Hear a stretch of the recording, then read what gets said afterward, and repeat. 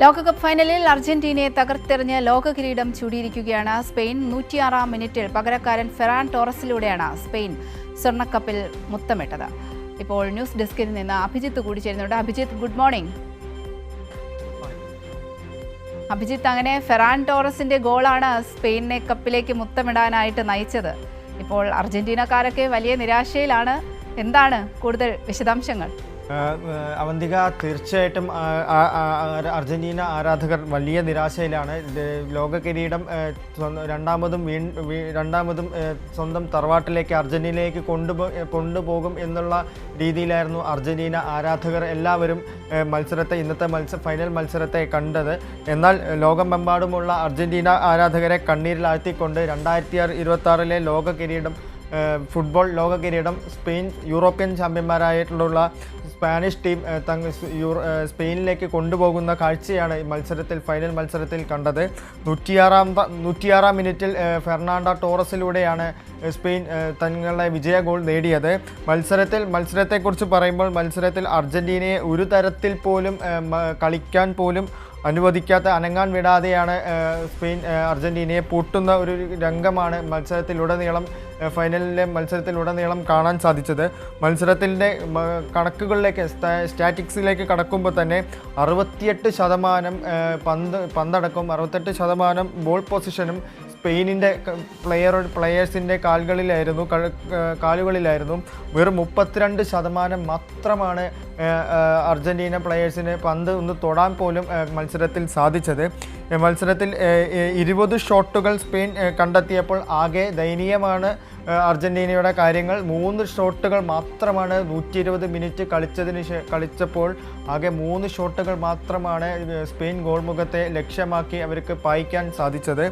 കളിയുടെ തുടക്കം മുതലേ ആക്രമിച്ച് കളിക്കുന്ന ഒരു സ്പാനിഷ് നിരയെ കണ്ടതിനാൽ സ്പാനിഷ് നിരയാണ് നമ്മൾ മത്സരത്തിലുടനീളം നമുക്ക് കാണാൻ സാധിച്ചത്. നിരന്തരം അർജന്റീനയുടെ ഗോൾമുഖത്തേക്ക് അവർ പന്തുമായി എത്തുകയും ചെയ്തു. സൂപ്പർ താരം യമീൻ യമാലിൻ്റെ മികച്ച കുറേ മുന്നേറ്റങ്ങൾ കൂടി ഒരു മത്സരം കൂടിയായിരുന്നു ഇന്നത്തെ ഫൈനൽ മത്സരം. അതേസമയം നമ്മൾ അർജന്റീനയിലേക്ക് വരുമ്പോൾ സൂപ്പർ താരം ലയണൽ മെസ്സിയെ ഒന്ന് അനങ്ങാൻ പോലും സ്പാനിഷ് പ്രതിരോധ നിരയും മധ്യനിരയും ഒന്നും മെസ്സിയെ അനുവദിച്ചില്ല എന്നുള്ള ഒരു ദയനീയമായിട്ടുള്ള ഒരു കാര്യം കൂടി ഇന്നത്തെ മത്സരത്തിലുണ്ടായിരുന്നു. അതിൽ എടുത്തു പറയേണ്ട ഒരു കാര്യമാണ് സ്പെയിൻ മധ്യനിരയെ നയിക്കുകയും സ്പെയിൻ ടീമിനെ ആകെ നയിക്കുകയും ചെയ്യുന്ന റോഡ്രിയുടെ പ്രകടനം. അദ്ദേഹമാണ് ഇത്തവണത്തെ ലോകകപ്പിലെ ബെസ്റ്റ് പ്ലെയറായിട്ട് അദ്ദേഹത്തെയാണ് ഇത്തവണ തിരഞ്ഞെടുത്തത്. അദ്ദേഹത്തിന് ആ കളിയുടെ മികവ് തന്നെ, അദ്ദേഹത്തിൻ്റെ ആ പുരസ്കാരത്തിലേക്കുള്ള മികവ് തന്നെയാണ് ഇന്നത്തെ മത്സരം കണ്ടത്. മെസ്സിക്ക് കിട്ടാവുന്ന പാസുകളെയെല്ലാം മറ്റു കളിക്കാരിൽ നിന്നും ബ്ലോക്ക് ചെയ്യുന്ന ഒരു മധ്യനിരയെയാണ് സ്പെയിൻ ഇന്നും കാഴ്ചവെച്ചത്. ടൂർണമെൻറ്റിലുടനീളം അവർ അങ്ങനെ തന്നെയാണ് മത്സരത്തെ കൊണ്ടുപോവുകയും ചെയ്തത്. മധ്യനിരയെ കേന്ദ്രീകരിച്ചിട്ടുള്ള ഒരു മത്സരം തന്നെയാണ് സ്പെയിൻ ടൂർണമെൻറ്റിലുടനീളം കാഴ്ചവെച്ചത്. അതുതന്നെയാണ് ഇന്നത്തെ മത്സരത്തിലും. സെമി ഫൈനലിൽ ഫ്രാൻസിനെതിരെയും അങ്ങനത്തെ ഒരു മികച്ചൊരു ടാക്ടിക്സുമായാണ് സ്പെയിൻ മൈതാനത്തേക്ക് വന്നത്. സെമി ഫൈനലിൽ എടുത്തു പറയുമ്പോൾ ഫ്രാൻസിൻ്റെ സൂപ്പർ താരം കിലിയൻ എംബാപ്പയ്ക്ക് ലഭിക്കാവുന്ന പന്തുകളെല്ലാം ബ്ലോക്ക് ചെയ്തുകൊണ്ടുള്ള മികച്ചൊരു ടാക്ടിക്സാണ് അവർ സെമി ഫൈനലിൽ എടുത്തത്. അതുതന്നെയാണ് ഇന്നത്തെ മത്സരത്തിൽ ഫൈനലിലും സൂപ്പർ താരം ലയണൽ മെസ്സിയിലേക്ക് ലഭിക്കാവുന്ന നിരവധി പാസുകൾ, അവരുടെ താരങ്ങൾ മെസ്സിയെ കേന്ദ്രീകരിച്ച് പാസുകൾ നൽകുമ്പോൾ അതിനെ ബ്ലോക്ക് ചെയ്യുക, മെസ്സിയെ പൂട്ടുക എന്നുള്ള കളിതന്ത്രമാണ് ഇന്നത്തെ മത്സരത്തിൽ സ്പെയിൻ കാഴ്ചവെച്ചത്. ഗോളടിക്കുന്ന മെസ്സിയെക്കാട്ടിലും അർജന്റീന ആരാധകർ എന്നും പറയുന്ന പോലെ ഗോളടിക്കുന്ന മെസ്സിയെക്കാട്ടിലും നമ്മൾ ഭയക്കേണ്ടത് ഗോൾ അടിപ്പിക്കുവാൻ ശ്രമിക്കുന്ന മെസ്സിയാണ് എന്നവർ അർജന്റീന ആരാധകർ അലമുറയിട്ട് പറയുമ്പോൾ പോലും ഇന്നത്തെ മത്സരത്തിൽ മെസ്സിക്ക് ഗോളടിക്കാനോ ഗോൾ കണ്ടെത്തി കൊടുക്കാനോ മറ്റു കളിക്കാർക്ക് പാസ് അസിസ്റ്റ് നൽകാനോ പോലും സാധിക്കാത്ത ദയനീയമായിട്ടുള്ള ഒരു മത്സരമായിരുന്നു മെസ്സിയുടെ ഭാഗത്തുനിന്ന് പോലും ഉണ്ടായിരുന്നത്. അദ്ദേഹം ഒരിക്കലും പോലും ഓർമ്മിക്കാൻ ആഗ്രഹിക്കാത്ത ഒരു ഫൈനൽ മത്സരമായിട്ട് ഇന്നത്തെ മത്സരം മാറുകയും ചെയ്തു. അതേപോലെ എടുത്തു പറയേണ്ട മത്സരത്തിൻ്റെ ആദ്യത്തെ പകുതി തികച്ചും ഏകപക്ഷീയമായിട്ട് തന്നെ സ്പെയിൻ കൊണ്ടുപോകുന്ന ഒരു കാഴ്ചയാണ് കണ്ടത്. സ്പെയിനിൻ്റെ ആക്രമണം മുന്നേറ്റ നിര മികച്ച രീതിയിൽ അർജന്റീന ഗോൾ വലയിലേക്ക് പന്തുകളുമായി എത്തുന്ന ഒരു കാഴ്ചയാണ് കണ്ടത്. മത്സരത്തിലുടനീളം അസാധ്യമായിട്ടാണ് സ്പെയിൻ ഇന്ന് കളിക്കുകയും ചെയ്തിട്ടുള്ളത്. സ്പെയിൻ്റെ മധ്യനിരയെ കുറിച്ച് പറയുമ്പോൾ ഇന്ന് സാധാരണത്തെ പോലെ തന്നെ നിലവാരമുള്ളൊരു പ്രകടനമാണ് സ്പെയിൻ ഇന്നും കളിച്ചിട്ടുള്ളത്.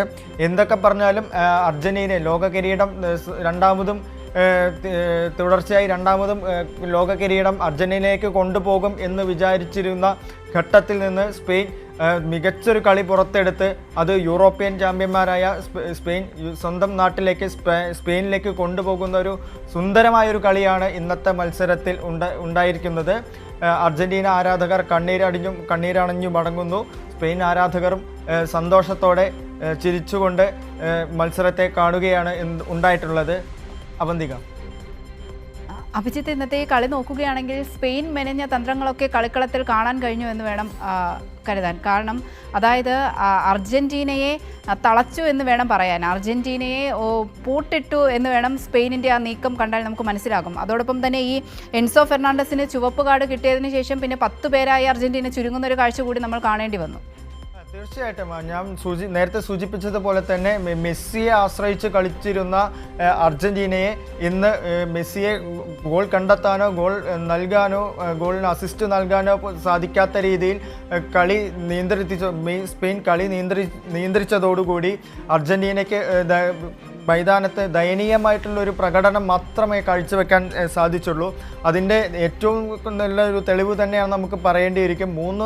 ആകെ 120 മിനിറ്റ് കളിച്ചപ്പോൾ പോലും 3 ഷോട്ടുകൾ മാത്രമാണ് അർജന്റീനയ്ക്ക് സ്പെയിൻ ഗോൾ മുഖത്തേക്ക് കണ്ടെത്താൻ സാധിച്ചിട്ടുള്ളത്. അത് തന്നെ ആ കണക്കിൽ തന്നെ അർജന്റീനയുടെ ദയനീയമായിട്ടുള്ളൊരു കളി നമുക്ക് ഇന്നത്തെ മത്സരത്തിൽ എടുത്തു പറയാനാകും. അവന്തിക.